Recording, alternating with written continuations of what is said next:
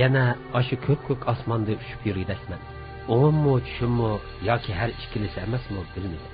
Qanotim ostida g'urg'ur shamol uchib o'tmoqda. Men hozir nihoyat ruhlanib ketyotdim. Vujudimda kuch-quvvat urg'ib turadi. Zangarrang osmon, parlaq quyosh nuriga cho'milgan bepoyon dunyo. Bu ne kadar güzel manzara. Men texmi ruhlanib, yanımı egiz o'rlidim. Ko'z oldimdagi buljirgan zar g'oyib bo'ldi. Endi menga dunyo texmi kengri yeyilib, ko'z oldimda bir yeşil dasturxondek ochiq namoyon bo'ldi. Bu ilgari men ko'rib baxmagan manzara, men ko'rib baxmagan joylar edi. Lekin men u yerga o'z makonimdek muomala qildim. Hamma yer o'xshashda go'zal ko'rinadi. Tuyuqsiz oldimda mahallalar, uylar ko'rindi. Pastda ushaq narsalar qimirlab yuradi. Men uning onam so'zlab beradigan odamlar ekanligini his qildim. Lekin ular menga ancha xatarlik emasdek ko'rindi. Onamga qayrilib yetgan bo'lsa kerak deb o'yladim. Yerda bechoralarcha o'milab yurgan oshijonlikning ko'kda uchib yurgan bizning qudratli ekanligiga zodila ishongim kelmadi. Balki mening ularni tushunishga kallam yetmagan bo'lishi mumkin. Ishqilib men odamlarni ancha xatarlik his qilmadim. Onam odamlarning qo'rsig'ida hunarjiq. Faqat bo'lmasang, ular seni birdamdala mahbusga aylantirib qo'ydi degandi. Birdinla mening ularning qo'rsig'idagi hunarini bir ko'rib boqqim keldi. Nimishqa ularning hunarini qo'rsig'iga solib oldiganligiga aqlim yetmadi. Asta-asta pastlab mahalla atrofini aylanishga boshladim. Menga endi hamma narsa aniq ko'rindi. Bu yerda odamlardan boshqa qo'y, kala, to'qi, ishqilib men ko'rib boqmagan nurg'un narsalar bor edi.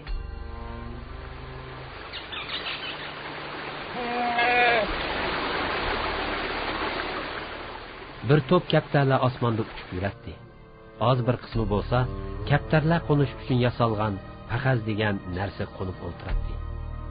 Men ular bilan paranglashish uchun yeniga kelib qo'ndim.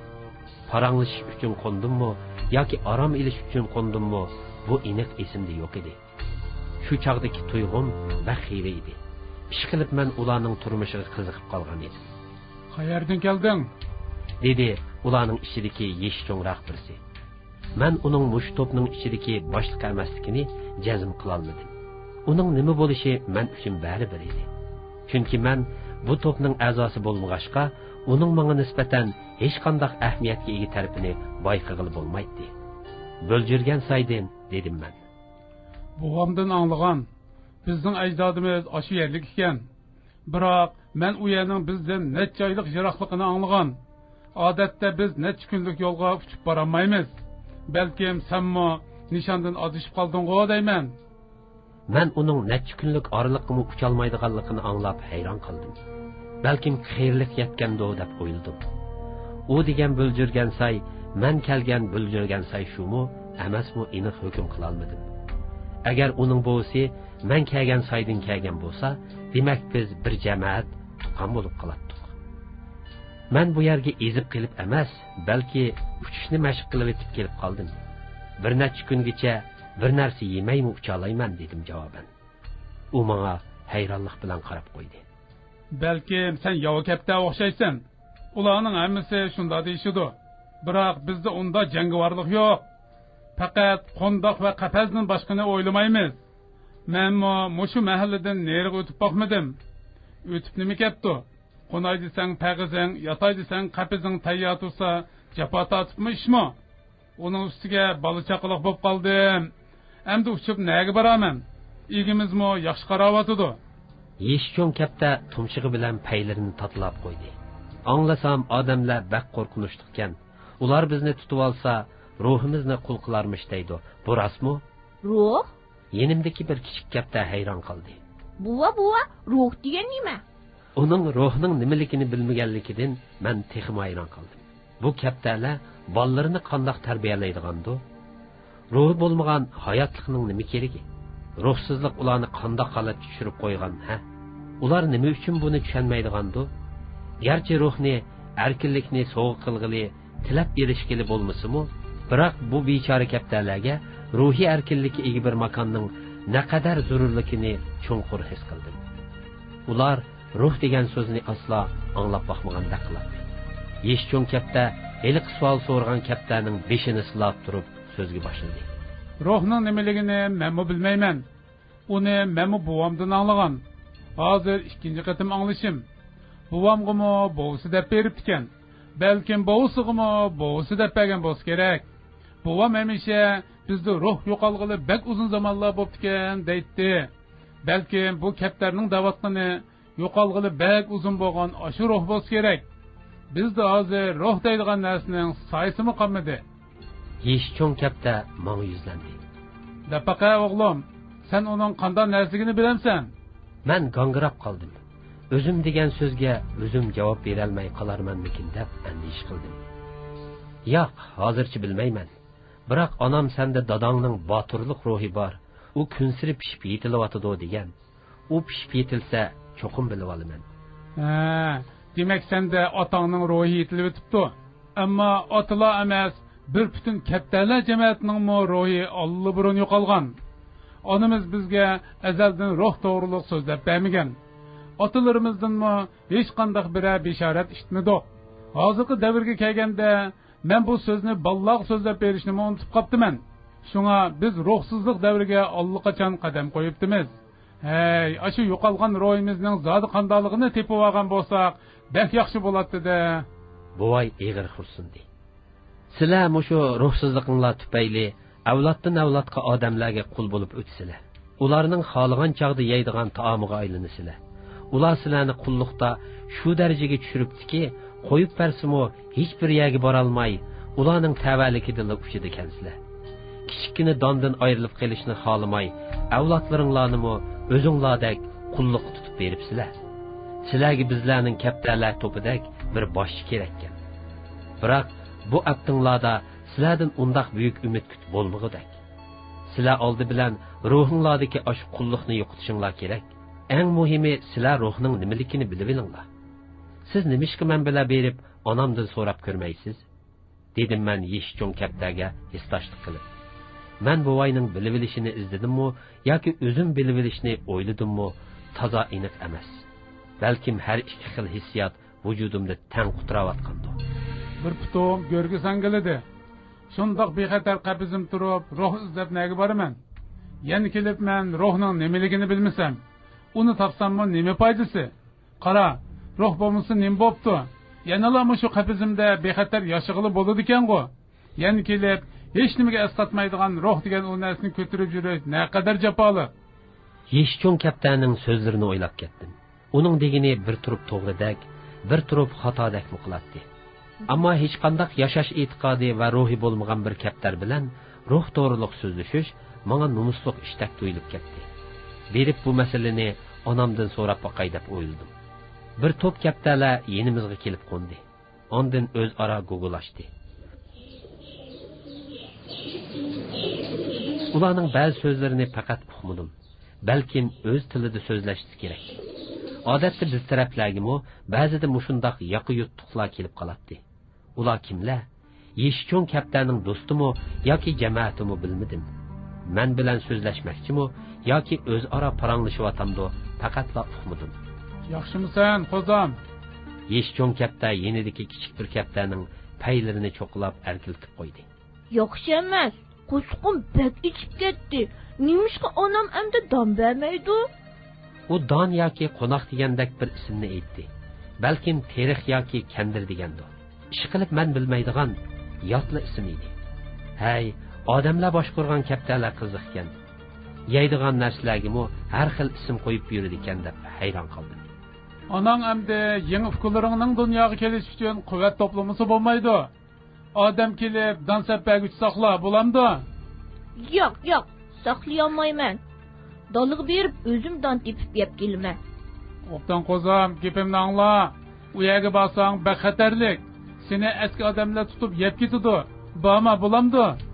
Kichik kapta dumsiyib jim bo'lib qoldi. Qaraganda bu to'ptikilar mushu qeyri kaptaning gapini bakrak anglaydigandek qiladi. Men ularning o'zini tutib yeb ketadigan shu odamlar bilan yana birga yashashini faqatla kallamga sig'dira olmadim. Balkim men yeyish degan so'zni xato tushunib qolgandim.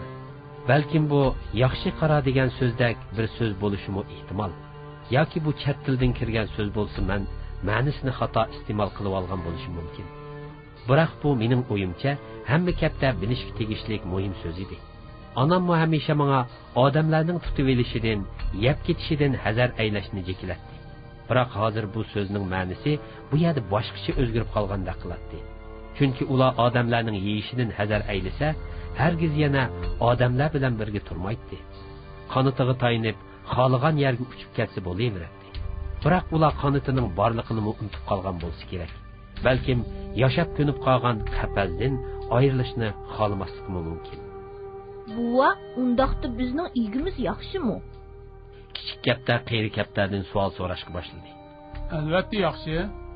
Biroq u bizni boshqa odamlardek xolis tutib yeydi-ku emisa. Bu degan o'xshamaydi. U bizni qapaz ichida boqqandan keyin tutib yesa haqli. Buningga hech qaysimiz qarshilik qilsak bo'lmaydi. Men oxiri yeyish degan so'zning iste'mol ma'nosining o'xshashligini bayotin ortiqcha gumon qilib yurganimni tushundim. Biroq igimiz bergan donlarni cho'nglar yevilib, menga hech nima oshmasa, men qanday qilaman? Men kunsir o'riqlab ketyapman. Yashashqimi amalsiz qoldim. Senmi asta-asta shundoq cho'ng bo'lasan. Cho'nglardan qanday yeyish kerakligini o'rganasan. Yeyishga tegishli narsani hargiz boshqalarga bermaydigan bo'lasan. Biz yashagan muhit mushundoq o'g'lim. Biroq buva bu bo'ldi, qo'zam jiq so'zlab ketding. Katta degan qanoatchan bo'lish kerak. Ortiqcha narsalarni talashmaslik lozim, bildingmi? Uning erkinligini bak bo'g'apsiz, dedim men. Uningga texmi kengroq imkoniyat bering. U o'z erki bo'yicha yashasin. Men qeyri kaptanning so'ziga so'z qistirishni xohlamsam-mu, biroq sukut qilib turavergim kelmadi. Bundaq tangsiz muhit meningcha kattalarning bir-biriga bo'lgan mehribonligini yo'qolish xavfiga boshlab boradi. Hey, siz bizning vaziyatimizni tushunmaysiz. Igimizning ochchig'ini keltirib qo'ysak bo'lmaydi. Agar birasimiz uning belgilagan doirasidan olqib yo'qolib ketsak, u hammamizni qapaz ichiga solib o'tadi. Necha oygacha sirtqa chiqolmaydigan gap. U chog'da hozirqimish kichikkina qondoqdan ayrilib qoldigan ish chiqdi. Qapazning zodi qandoq narsaligiga faqat aqlim yetmadi. Kaptalar uningga solinib qilishdan ham uningdan ayrilib qilishdan baq qo'rqadi ekan. Kaptalarning eng tushuniksizi odamlar orasidagi kaptalar ekan deb o'yladim. Bu o'yimni buvamga bildirgim keldi. Biroq dedimmi, demadimmi, hozir esimdan ko'tarilib ketibdi.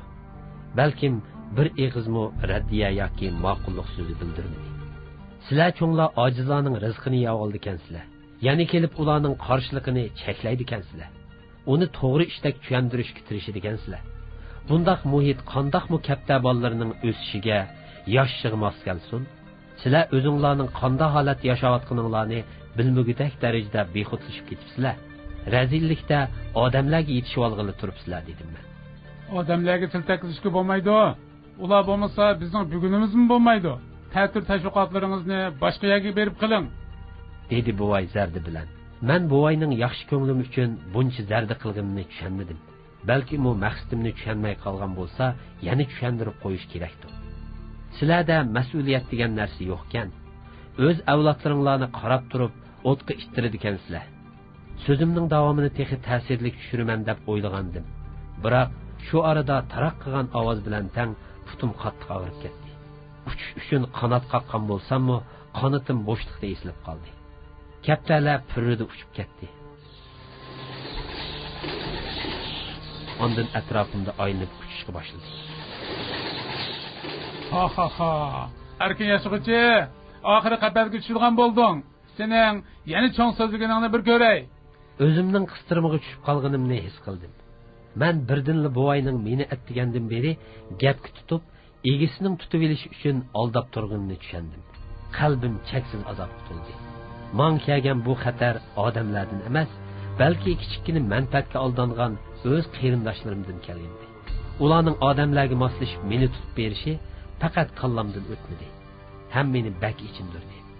Xiyolimda hargizmi odamlarning qo'liga tushib qolmaslik kerak degan ideya chaqmoq tezligida chaqnab o'tdi. Ikki putimni uzib yetalsamla, men yana erkinlikka erishalaydim. Shunga bor kuchim bilan ikki tarafga paloqlashga boshladim. Bolam, o'rningdan tur. Nim bo'ldi sana? Ko'zimni ochsam, onam beshimda qarab turibdi. Xudoga shukri, saqkanman deb o'yladim. Ikki putim silab baqsam hech nima bo'lmabdi. Seni qar besib qapti balam, dedi onam. Bak qo'rqinchli tush ko'ribdiman, dedim onamni quchoqlab turib. Tushimda ko'rganlarimni so'zlab berdim. Sen buningdan keyingi avlodlaringning qismatlarini ko'ribsan o'g'lim. Odamlar kun sari bizning yashash muhitimizga qistab kirmoqda. Ular bizning azaldan yashab kelgan zaminimizdan bizni qo'g'lab chiqarmoqchi. Yerlarimizni tortib olmoqchi. Avlodlarimizning naslini o'zgartib, ashundoq o'z naslini tonimaydigan qilib, shalg'ut sortlarga aylantirmoqchi. Balkim uzoqqa qolmay bu yerlarga egiz binolar, zavodlar selinishi mumkin. U chaqda keraksiz sanoat mahsulotlari, istitaklar orasida bizning bu go'zal muhitimiz bulg'unidi. Shahar orasida qolib qolgan daryolarimizda hozirgidek sharbat suvlar emas, balki yunda oqadigan bo'ladi. Odamlarning tajovuzchiligi bak qo'rqinchli o'g'lim. Sen buni sezmayli qolasan. Avlodlaring sen yashagan pokiz muhitni ko'rolmaydi. Tug'ilibla jahon mushundoq o'xshaydi deydi. Amalsiz ularning ishkansiga tushib qoladi. Ular bizni kun sari qistab kelmoqda. Hatto nihoyatda yaqinlab qoldi bolam. Biz endi boshqa bir chiqish yo'li topmasak bo'lmaydi. O'zimizni o'zimiz qutqizmasak, bizni hech kim qutqizolmaydi. Yur, sirtqa chiqayli. Sana endi dadangning qismatini so'zlab beradigan vaqt kelib qolgan o'xshaydi.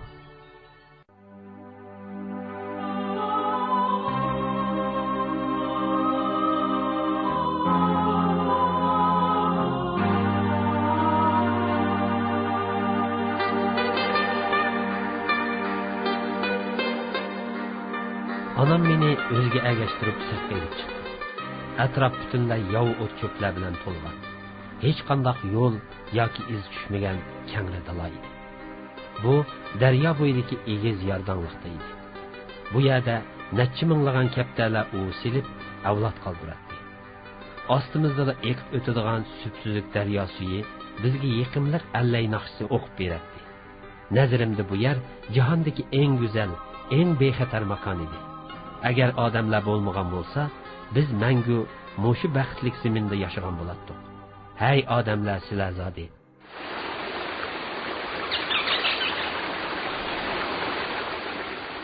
Mana bu sening makoning.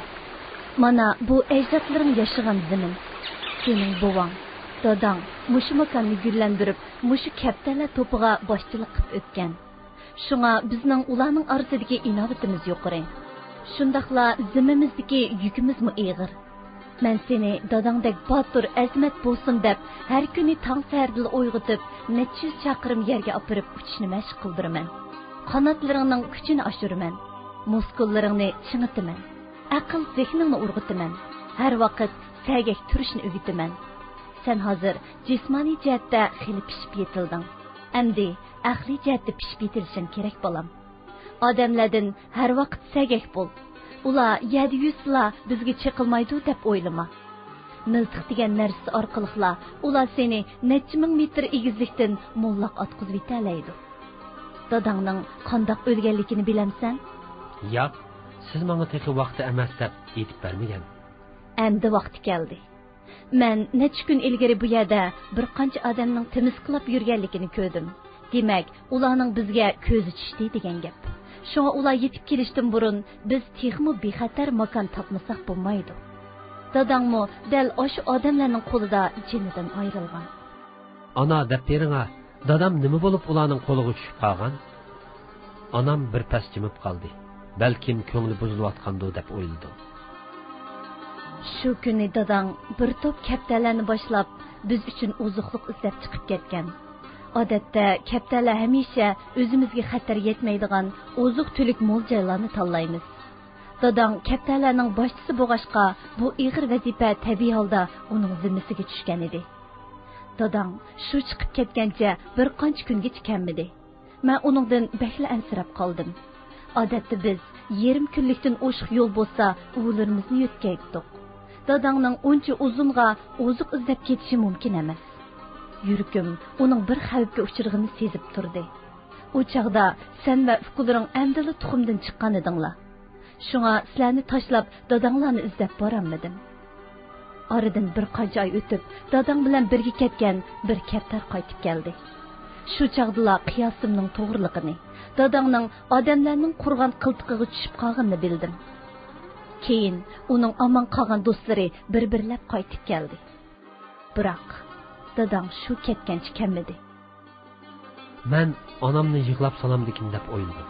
Biroq uning ko'zida bir xil qaysarlik nuri chaqnab turardi. Dadam nimish qaytib kelolmabdi? Men taqozolik bilan so'radim. Dadang degan kaptarlarning podshohi. Uningda shuni uchushliq ruh bo'lishi kerak. Agar u o'zini qo'g'dayamasa, bu kaptarlar to'pini qanday qo'g'daydi? Bir podsho boshqalarning qulluqi ostida yashab, qandoqmi yana qaytib kelib, bu to'pga boshchilik qila oladi. Uning birdan bir yo'li hargizmi boshqalarning qulluqiga bo'ysunmaslik. Dadam odamlar tarafidan tutilib, qafasga solab qo'yilgandan keyin biz Yava Kaptar Shohlar jamiyatining odati bo'yicha tilni tishlab uzib oldi. U bir daqiqa bo'lsa-mu qafasda yashashni o'ziga ravo ko'mabdi. Qafas uning qizil qini bilan yuyilibdi. Dadam odamlar silib bergan donsuni ishmay, yemay, to'p-to'g'ri bir hafta yashab, oxiri ularning qo'lida botirlik bilan qurbon bo'ldi. Mana bu bizdagi haqiqiy erkinlik ruhi o'g'lim. Senmi dadangga o'xshash mangu erkinlikning qo'g'dug'uchisi bo'l. Ana, dadam nima uchun boshqa kaptarlarda fursat tepib kechib kelmaydi? Dadang bolalarining qul bo'lib qilishini xohlamaydi. Ular dadangni tutib olib, uni boshqa kaptar bilan juplab avlod qoldirmoqchi bo'lgan. Biroq dadang hargizmi keyingi avlodlar uchun bundoq nomusliq yashash muhitini qoldirishga vijdoni yo'l qo'ymagan. Sen shunda ko'rgan kaptarlar dal bolalarini qulluqqa tashlab, hayotini saqlab qolgan kaptarlarning avlodi bo'ladi. Ular hozirga qadar odamlarning qo'lida ruhiy qulluqda yashayotidi. Bundoq yashagandan o'lim ming afzal. Sen dal oshundoq botur kaptarning farzandi. Sen mangu mushu ruhni unutib qolma bolam. Onamning so'zlari ruhimda uzoqcha zilzila paydo qildi. O'zimning shundoq bir botur dodining farzandi ekanligimdan cheksiz shodlandim. Menga tegishli bo'lgan intayin iftixorlik, baxtli bir ruhning tenimda birdilla bosh ko'targanligini his qildim. Butun qalbim, vujudim kuch va iftixorga to'ldi. Qalbimdagi barliq muhabbat bilan onamni mahkam quchoqladim. Barg'in bolam, seni elga kaptarlar to'piga beg'ishladim. Ular boshsiz qolmasin. Yaqindan beri odamlar bizni har xil yo'llar bilan tutib ketyotdi. Shunga sen biz uchun texmi bexatar makon top. Xo'sh bolam.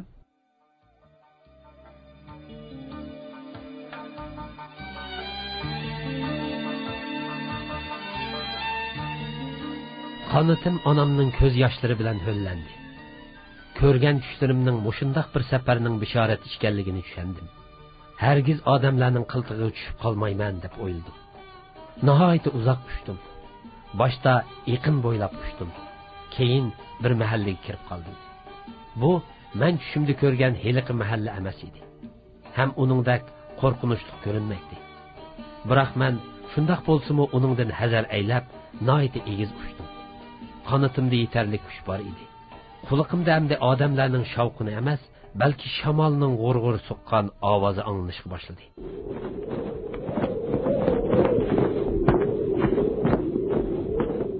Men bu uchishimda o'z nishonimdan bakchiroqlab ketsam bo'lmaydi. Agar bak uzoq ketadigan bo'lsam, bizning ko'chishimizga ta'sir etadi. Rostini aytganda men onamning ko'chish to'g'riliq fikriga anchalik qo'shilmaydim. Bizning makonimiz nihoyat egiz, yon bag'ir tik qiyoning ustida edi. U yerga odamlar tugul, uchar qushlarmi tasdiq qona olaydi. Biz avloddan avlodga shu joyda makon tutib, bexatar yashab kelgan turib, amdilikda ko'chmoqchi bo'lib atdik. Odamlarning unchalik qudratli bo'lishi notayin. Mana men hozir odamlarning ustida uchib ketyapman. Hech qanday xatarni sezmadim. Balkim onam ziyoda sezgirlashib ketgan bo'lsa kerak. Kash kirib atrof gugum qorong'ulikqa ichiga g'arq bo'ldi. Bir kun uchib harg'inlik yetgan edi. Garchi odamlar bor bu yerga qo'nish o'yin bo'lmasa-mu, biroq qorong'uda nishondan adishib qolmaslik uchun orom olmasam bo'lmaydi. janub, shamol, g'arb taraflarni kuzatib bo'ldim. Bu yerlarda biz yashog'idek biror yaxshi makon uchirmadi. Balkim bak egiz uchivatgan bo'lsam kerak. At sharq tarafni aylanib, past uchishni ko'nglimga pukdim. Kecha yulduzlari ustimda chaqnab turardi. Men mushundaq go'zallikka to'lgan bir dunyoda unda qo'rqinch ichida yashashning to'lim ahmoqlik ekanligini his qildim.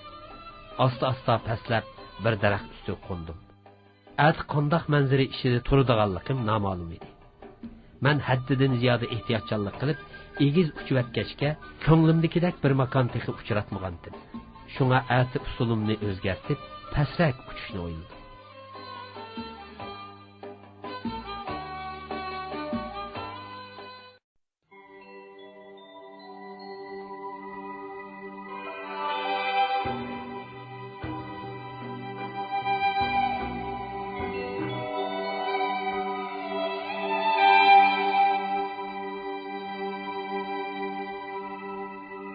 Mo'ngluq bir ovoz shirin uyqumni buzivatdi.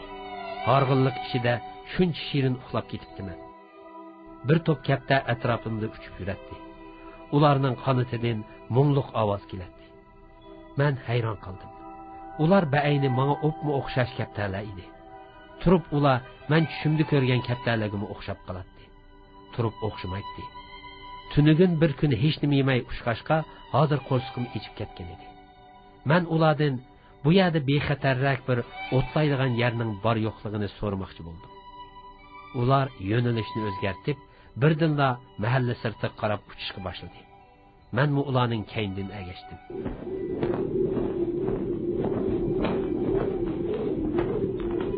Nega borsizlar? Orqaroq qolgan birsidan so'radim. Amonga, u yerda nima qilasizlar? Damizlaymiz. Don degan sizlar yeydigan narsami? U menga xuddi yot bir maxluq qaragandek g'alti chakchiyib qarab qo'ydi. Sen yov kapta ekansan-da? Shundoq, men bo'ljurgan saydan keldim. Men kaptalarga agishib xamonga tushdim. Bu yerda haqiqatan ko'milib qolgan bug'doylar bor ekan. Ta'mi shundoq tatliq edi. Bu yer bo'ladi ekan deb o'yladim. Bu joyda odamlarning qorisimi ko'rinmaydi. Boshqa kaptalarning xotirjam turqiga qarab, men mu xotirjam holda qo'rsoq to'qlashga boshladim. Sirtqi dunyo hargizmo onam aytgandek unda xatar bilan to'lgan emas edi. Xotirjam holda oldimdagi yo'g'on bir tal donga bo'yin uzatdim. Shiddat bilan itilib kelgan bir xil kuch qoniyimni kelib bo'g'di.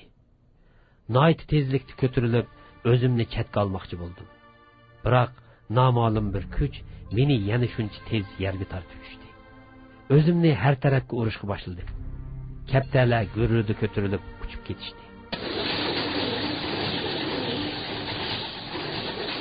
Oxiri holsizlanib yetib qoldim.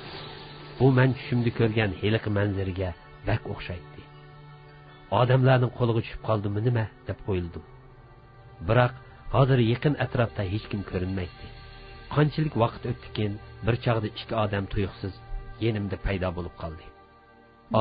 Odamlarning qo'liga tushibdi-manda dedim men.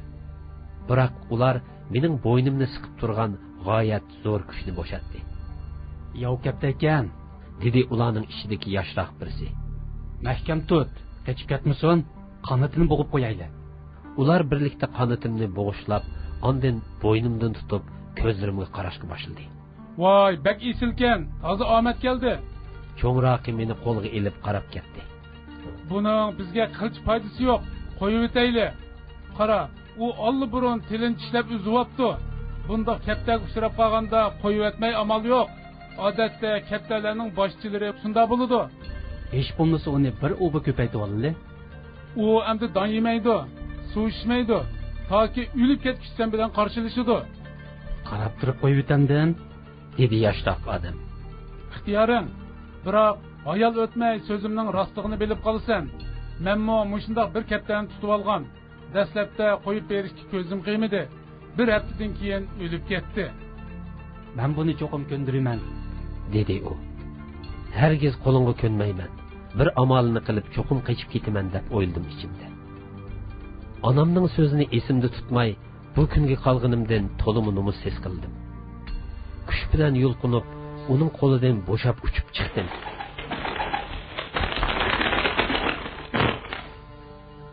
Biroq ancha uzun bormayla yerga go'yo bir parcha chalmidek pokkida tushdim. Kasofat, elimi yaxshi qonitingni bo'g'ib qo'yganim. Bo'lmasa qayerlarga ketib qola bo'g'iyting. U meni xaltidek bir narsaga solab, nagidir ilib bordi. Ondan qonitimni mahkam qamollab, simdan to'qilgan bir to'rning ichiga solib-etdi. To'r ichidagi bir qancha kapta g'irrida bir bulunga qistaldi. Qaraganda ashqagan o'xshaysan. Bo'lmasa bir tal donni deb mening qismaqimda baliqlab yotmatding. U qapazga bir siqim donni chechib suv qo'ydi. Kaptalar g'irrida yig'ilib donni yeyishga boshladi. Biroq mening o'chmanlikim shu darajaga yetgan ediki, mumkin bo'lsa hozirli qapazga usib o'lib olg'im keladi. Biroq qonitim bak ching tengib etilgan bo'lg'ashqa faqatla medirlay olmadim. Beshimni aron ko'tarib, amdili tiklashgan quyosh nuriga qaradim. Ah, uydan ayrilib bir kun bo'lmay turibla odamlarning qo'liga tushib qoldim-a. Onam bu holimni ko'rsa nima debmi o'ylab qola? Holsiz holda pokunimni yerga qo'yib yotdim.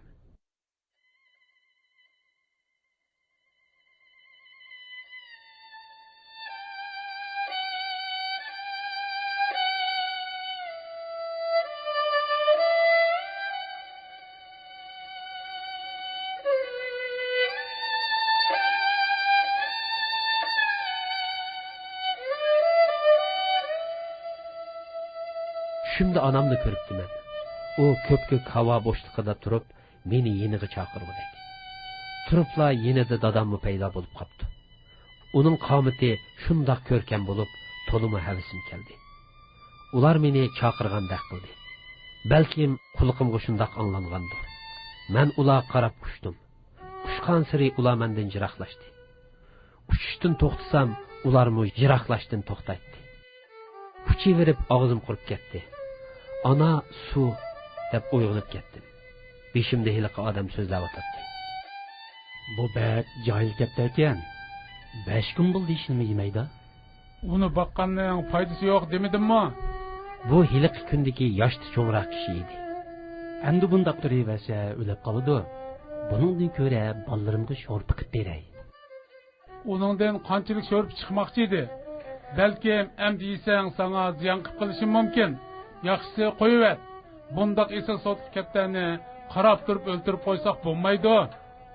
Biroq uni qo'yiversam bu bizga hech qanday foydasi bo'lmaydi-da. Hozirmi baribir foydasi yo'q. Boshdan sho'rpa qilib etadigan gapdan to'q.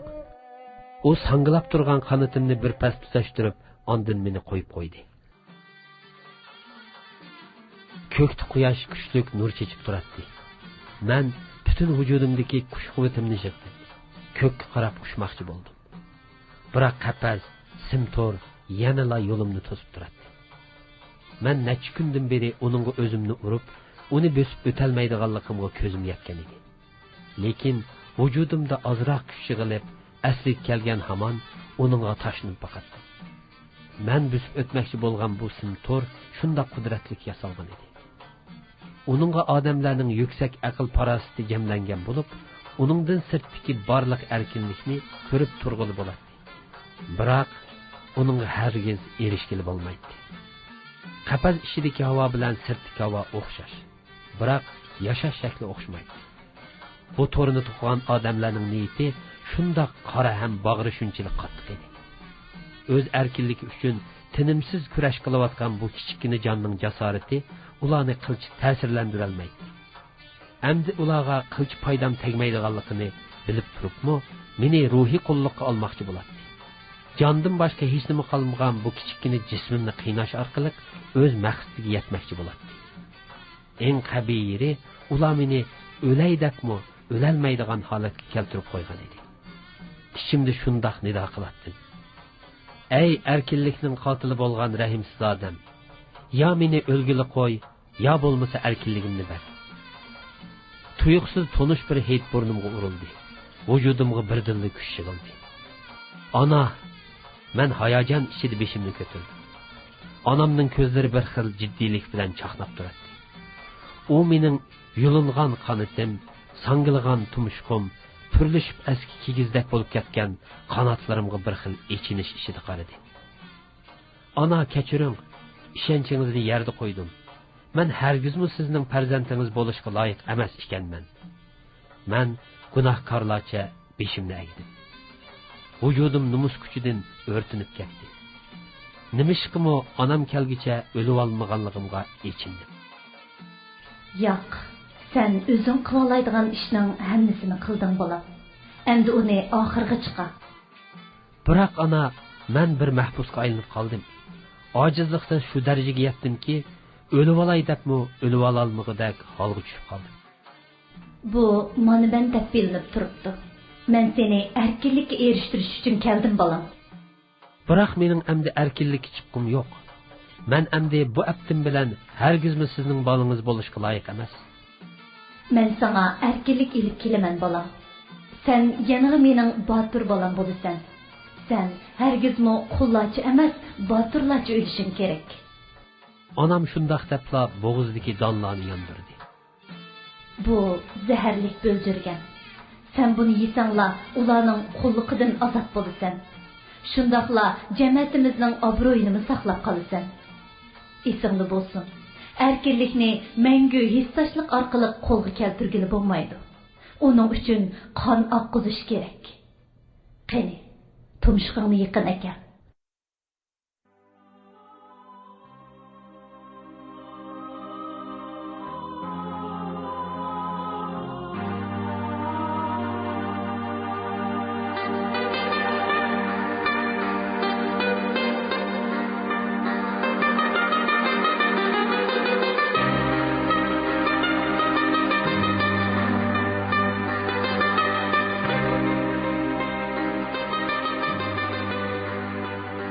Men onamning qat'iylik chaqnab turgan ko'zlariga oxirgi etim tikildi. U shunchalik xotirjam, shunchalik qaysar edi.